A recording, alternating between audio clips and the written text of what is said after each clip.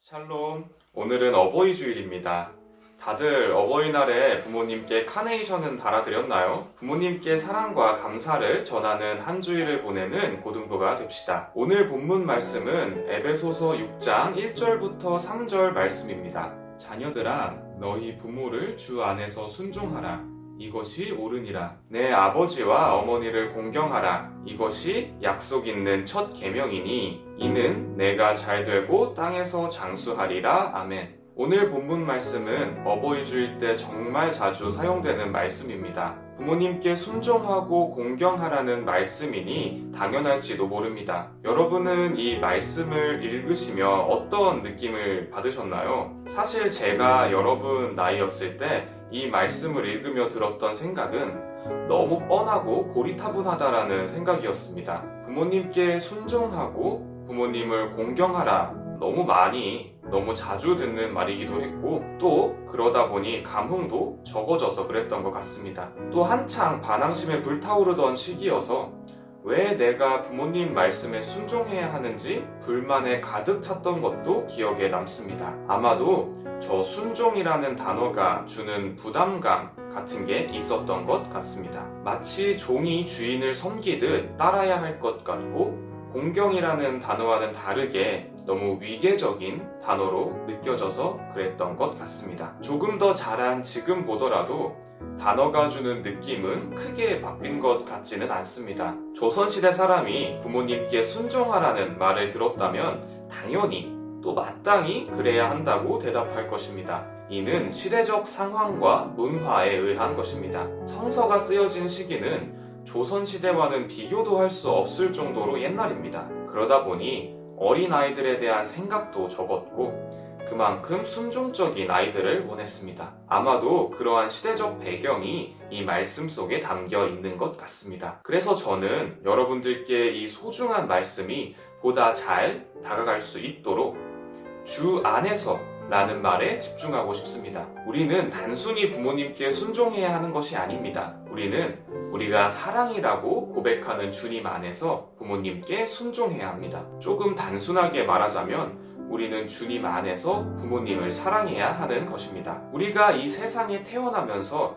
가장 먼저 맺게 되는 관계가 바로 부모님과의 관계입니다. 그렇게 긴밀한 관계에 있는 부모님도 사랑하지 못하면서 어떻게 이웃을 사랑할 수 있겠습니까? 오늘 말씀에 하나님께서 약속하신 그 땅은 부모님 사랑에서 점차 이웃 사랑으로 펼쳐나아가 사랑이 넘쳐나는 그런 하나님 나라라고 믿어 의심치 않습니다. 여러분, 탕자의 비유 들어보셨죠?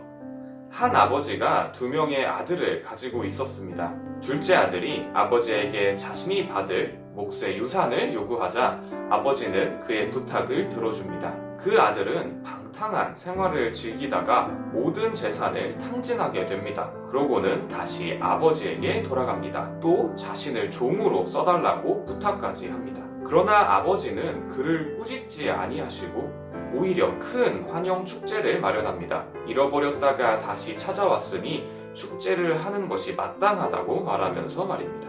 우리는 예수님의 이 비유를 통해 하나님의 사랑이 어떠한지 알 수 있습니다. 이유 없는 사랑, 무조건적인 사랑, 아무리 속을 썩이는 자식이라 하더라도 10손가락 깨물어 안 아픈 손가락 없다며 품어 안으시는 사랑. 우리는 이런 사랑을 내리사랑이라고 부릅니다.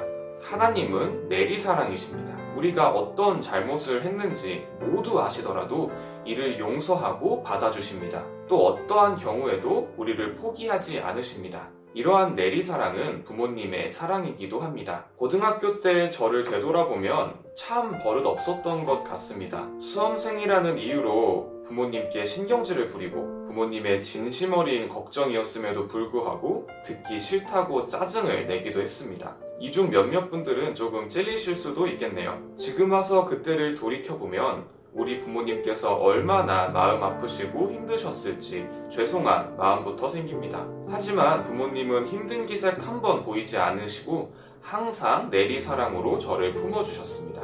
여러분, 저희는 하나님으로부터의 내리사랑, 그리고 부모님으로부터의 내리사랑을 듬뿍 받으며 자라왔습니다. 그럼에도 우리는 이를 당연하다고 생각합니다. 예수님께서 말씀하셨습니다.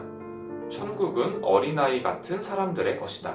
모든 것을 사랑의 눈길로 바라보는 어린아이였던 우리는 자라서 사랑이라는 단어를 어색하게 느끼는 사람이 되었습니다. 너무도 감사한 내리사랑을 받았음에도 낯간지럽다, 창피하다, 부끄럽다는 핑계를 대며 솔직하게 부모님께 사랑을 표현하지 못하는 경우가 많습니다. 사랑하는 고등부 여러분, 이번 어버이 주일을 계기로 부모님께 사랑을 솔직하게 표현해 봅시다. 당연하게 내리사랑을 받는 것이 아니라 그것이 너무나 소중하고 감사함을 알고 주님 안에서 부모님을 순종하고 공경하는 온리 사랑을 드립시다. 이런 온리 사랑은 너무나 거창하게 들릴 수도 있습니다.